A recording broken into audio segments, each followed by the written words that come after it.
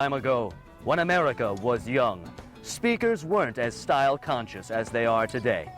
They didn't have to be. Listeners would willingly sit through long debates and sermons. But in today's mass media-dominated world, style is a big influence. You can bet rhetorical events of long ago would have been a lot different if speakers had to heed today's strict emphasis on style. The challenger is a Republican. The incumbent is a Democrat. But when these two minds go head-to-head, it's all out war. Lincoln, Douglas, Douglas, Lincoln. Watch the Lincoln-Douglas debate live from Illinois. A house divided against itself cannot party down. Style is a pattern of choices that distinguishes one speech from another. How you use language is really what determines the style of your speech. One of the biggest differences between speaking and writing is that you can't go back and revise a speech, and listeners can't go back and hear it again. Because of this, there's a higher chance that there'll be more verbal clutter in an unpracticed, unprepared speech than in a paper. So, here's a few pointers that might help enhance the style of your speech. Clarity. Clarity of speech is important. The more concrete words and images you use, those which your audience can easily grasp, the clearer your speech will be. And what makes for clear speech? Here are a few things to shoot for. Well, first off, it's a good idea to limit your use of technical terms and jargon. And that's neurolinguistic psychochemistry in a nutshell. They'll only clutter up your message if your audience is unfamiliar with them. Remember, your audience hasn't prepared as extensively as you have for this speech, so don't make it difficult for them. You don't want to dumb down the message. This is a scalpel. It works like a knife. Now, does anybody know what a knife does? Just don't be too wordy. It's also a good idea to speak in the active voice. The active voice focuses on who does what. Conversely, the passive voice concentrates on what was done. Listen to the difference. Active voice. Captain Handsome saved the baby! Passive voice. The baby was saved by Captain Handsome! You see the difference? The active voice makes for a stronger speech. Rhythm. Rhythm is the sense of movement or pacing within the speech. A good way to create a sense of rhythm is through repetition. That doesn't mean you should be redundant when you speak, saying the same things over and over, bringing up the same points again and again, just going on and on about the same old information time and time and time again. Just know that it's a good idea to repeat your purpose as you go through the body of your speech. Repetition helps emphasize key points, enhances the audience's ability to remember, and helps a listener understand the overall structure of a speech. Another fantastic rhythmic device is antithesis. Antithesis is the pairing of opposites within a speech, usually to suggest a choice between the two of them. So, when Kennedy said, "Ask not what your country can do for you, ask what you can do for your country," that was antithesis. It flows off the tongue, moves the speech forward, and makes a point.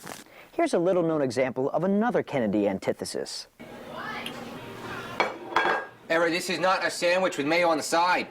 This is mayo with a sandwich on the side. Too much mayo! Another way to create rhythm is through parallel wording. Parallel wording is when the speaker uses a word pattern that's easy for the audience to anticipate. Parallel wording is easy to recognize and creates a rhythm that moves the speech forward. When Lincoln said, "We cannot dedicate, we cannot consecrate, we cannot hallow this ground," that was parallel structure. Here's another little-known example of Lincoln using parallel structure. "I will not eat it with a nun. I will not eat it at Bull Run. I will not eat it with my mouth. I will not eat it in the South." Imagery. Imagery is an excellent way to make your speech vivid. A vivid speech is one that's lively, sharp, and intense. Now, we already talked about imagery when we discussed similes and metaphors with supporting materials.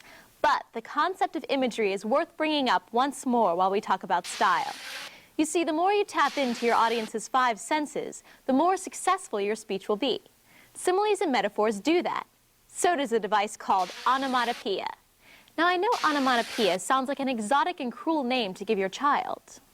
But onomatopoeia is actually the term for any word that actually makes sounds like its meaning. Words like moo and woof and bubble and buzz. Used correctly, onomatopoeia can enhance your speech. The buzz of the crowd, the crack of the whip, the roar of the lions, the tittering of professional midgets. These are the sounds of the circus. And that's style, baby. Be conscious of it and your speech will cruise along like a missile in space. Neglect it and your speech will sink like a child actor's career after puberty. Got it? Great. Now let's get out of the trenches and move on to the glory. Section B, delivery, the moment of truth. When it comes to giving a speech, delivery is everything. A poorly delivered speech can make all of your research and preparation go for naught. So listen up and find out how you can make your delivery flawless.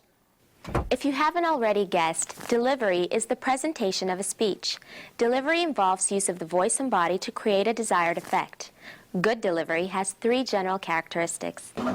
First, delivery should not call attention to itself. It should seem natural and uncontrived. Second, good delivery should help the audience listen, understand, remember, and act on the message of a speech.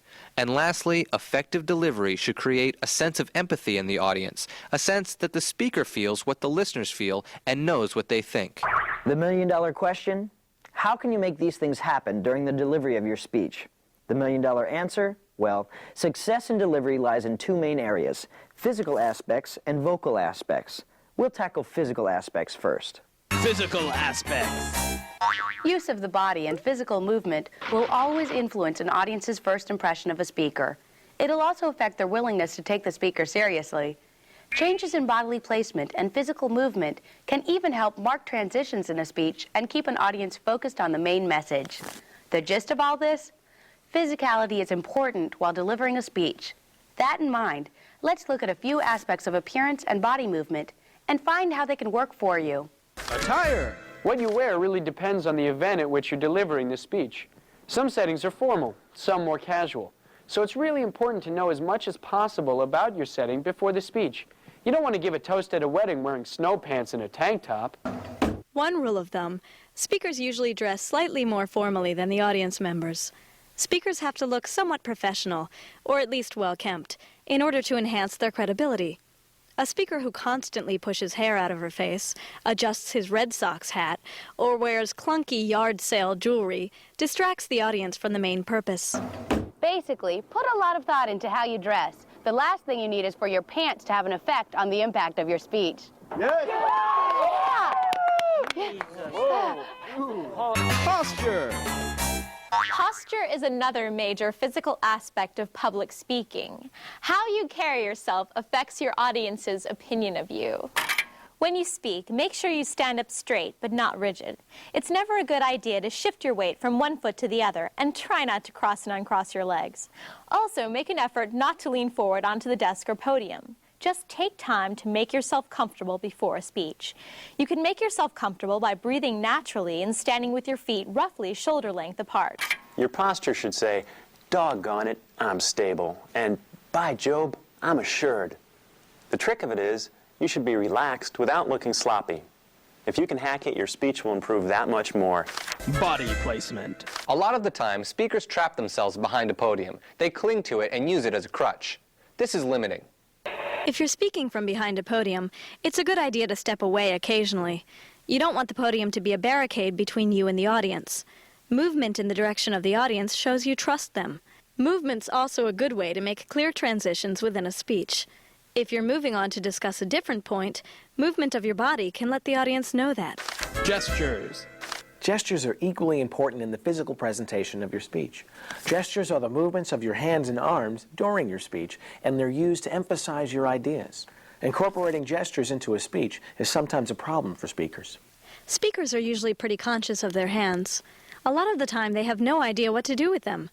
Fidgeting, clenching your fists, and any other unintentional hand motions will do nothing but distract from your speech. Well-timed, well-conceived hand gestures can really enhance a speech. Facial expressions. Facial expressions are bound to be an important part of your speech. If you're talking about something sad, you're going to look sad. If you're talking about something frustrating, you're going to look angry. And if you're talking about how great celery is, you're going to want to convey a look that says, "Hey, I enjoy celery." In any case, you want to make sure that your facial expressions are appropriate to the subject matter of your speech. Somebody who smiles all the way through a serious speech will lose their credibility real quick. And that's why it's important for us to fight against all forms of disease. One really important point to remember about facial expression is that eye contact is extremely essential. In mainstream American culture, somebody who's unable to look a person in the eye is perceived as having something to hide. Also, speakers who don't look at the audience can't see how the audience is reacting. The audience's facial expressions can give clues about what interests them in a speech and what doesn't. This feedback can help you adjust the speech to their needs. But if you try to make eye contact with everyone in the room, you'll look like a jackrabbit hopped up on caffeine and sugar. Your best bet is to mentally divide the room into 3 or 4 parts and shift your focus between these areas. This way, every listener will feel like you're directly talking to them. Vocal aspects. The easiest way to make a speech fun and memorable for everybody involved is to make changes in the use of your voice. That's called vocal variation, and it's also one of the ways the audience will judge your credibility. That's why right here and now, we're going to discuss some of the most important dimensions of voice. Stuff like volume, pitch, rate, and pausing. Volume. Volume refers to loudness of voice. Most of the time, the volume of your speech will depend on the size and shape of the setting it's delivered in. If you're in a large, open barn, you'd better be loud. If you're in a tiny cafe, your voice should be softer. In any event, being too loud or too soft can be a problem. Speak too soft. We will fight the enemy on the land, in the sea, in the air. And the audience will strain to hear you. But speak too loud. Choosing the right couch is important for any homeowner. And the audience will feel uncomfortable. So make sure you hit the right balance. In addition to controlling the volume for the whole speech, changing the volume at certain points in the speech can help emphasize important ideas. Raising your voice stresses a really dramatic or important point, and lowering your voice causes the audience to really concentrate on what's being said. Use these techniques wisely. They're valuable tools indeed. Pitch. Pitch is the placement of voice on the musical scale, ranging from high to low. You know, like in singing. A soprano has a higher pitch than an alto. La. Like volume, pitch can be raised and lowered for emphasis. You can raise your pitch higher. Can we accomplish this? Yes, we can. Or you can lower your pitch. Can we accomplish this? Yes, we can. Still, you have to bear in mind that an extremely high or low pitch will distract the audience. Sometimes during a speech, your voice wavers and your pitch rises. And that's the truth of the matter. We need to cut spending. This is due to the tensing of vocal cords as a result of stress. To prevent this, try to relax as much as possible by controlling your breathing. This lets you have enough air to finish each thought. Yawning and swallowing can also help you relax your vocal cords before taking the platform. Another tried and true method used to create a more pleasant sounding pitch is consciously relaxing the muscles in your shoulders. Also, instead of projecting your voice from your throat, use your diaphragm. That's the muscle that forms a wall between the lungs and your abdomen. This helps your pitch because the diaphragm controls the stream of air over your vocal folds, which produce the voice. One of the most distracting problems having to do with pitch is speakers who deliver their speech in monotone. That's a speech given at the same pitch with no variation the whole way through. I'm sure you're familiar with it. That's why a carnival is so exciting. It has rides, games, cotton candy. It's easy to see why a speech delivered in monotone is so good at inducing sleep. You need to vary your pitch. Otherwise, you risk making your speech mind-numbingly boring.